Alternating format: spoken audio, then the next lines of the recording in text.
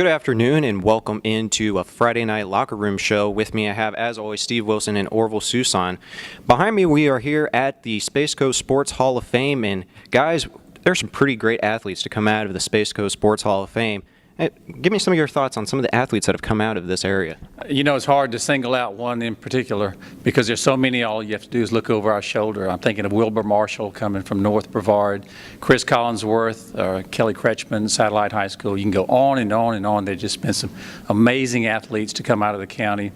I know Orville's been around here a little bit longer than I have, a lot longer than I have, but he knows more of them than I do. But you know, we've been fortunate enough to cover some of the athletes that are on the wall right now. And at the induction ceremony the last 3 years, which was the first 3, we were able to cover it as part of the Friday night locker room in a joint effort with Space Coast Daily.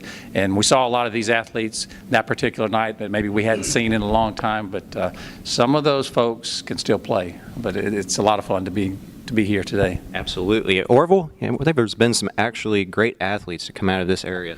Well, you know, the first thing I want to say is it's nice for the Space Coast Daily people to have a permanent home for the Hall of Fame. It's moved around a couple places, and now it's permanently located here at the gymnasium here on the college campus, which I think is a wonderful thing. Thousands of students walk up and down every day and see these people that are here. But, you know, I think about the people that I know personally. Dick Blake from Rockledge was a coach at Monroe High School when segregation stepped in. He went to Cocoa High School, coached basketball, was in administration, along with Danny Tharp, who was another one of my coaches at Cocoa High School, went into the Hall of Fame last year. Steve mentioned Bob Anderson, but Clint Hurdle played baseball at Merritt Island High, then went on to play in the big leagues, and now the manager of the Pittsburgh Pirates. And you know, there's Bruce Bocci, another one that's done the same thing, coaching the San Francisco Giants. So it's nice to walk up and down these hallways and see these pictures, and there's a lot of these people that Steve and I know personally, and that even makes it more exciting. Absolutely, and like you guys mentioned, there's definitely some great athletes to come out of this area, and there'll be more to come.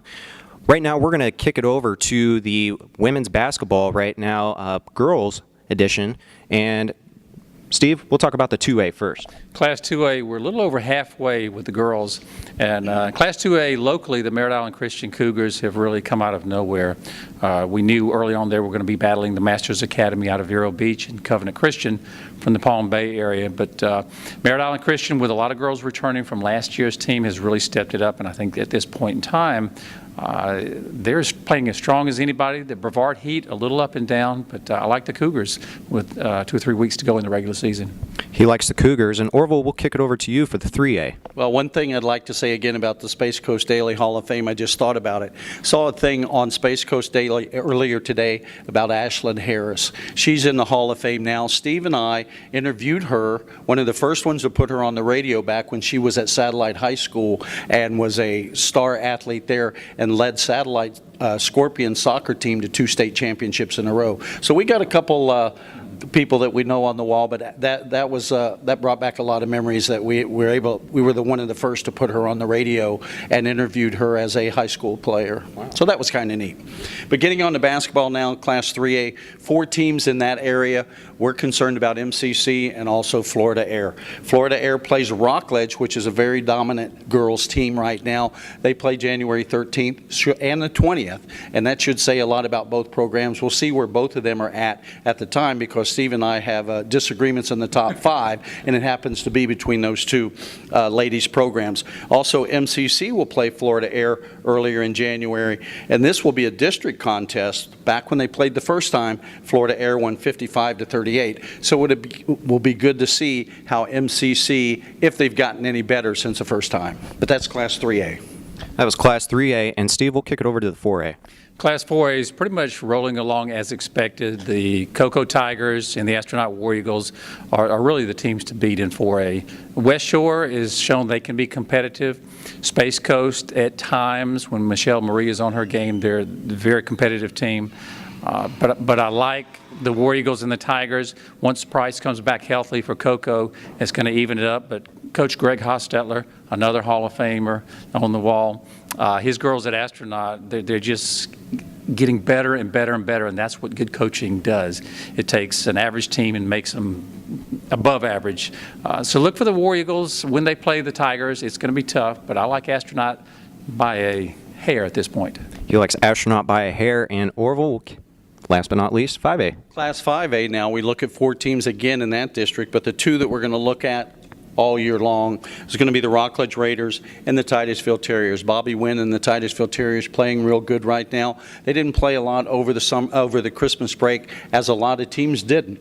The Rockledge Raiders played in a tournament. Steve and I went over to Orlando, got an opportunity to see the Lady Raiders for the first time. They lost, but that's what you do when you play these kind of tournaments. You play better teams. They just happened to play the state champion in the classification last year. That team brought back 8 girls from last year. I mean, they brought 8 girls to the game. 7 of them were on that state championship team last year. So we got to see what the Raiders were about. Not as big as I thought they would be, being undefeated at the time. I figured they would have, a big girl inside, but they move the ball well, they shoot well, but they live and die by the 3. Unfortunately, the night we saw them, they shot a lot of 3s and they didn't fall for them. When the Raiders are shooting and they shoot 3s, that's how they've won all the other games. So unfortunately for them that night, the 3s didn't fall.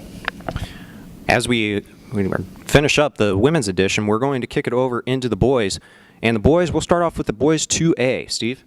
Class 2A almost mirrors the girls. The Merritt Island Christian Cougars are kind of in the middle of the pack, playing a little bit better than anticipated, but I think the Brevard Heat at this point in the season are playing as well as anybody, and I'm going to give the nod to them in a close district.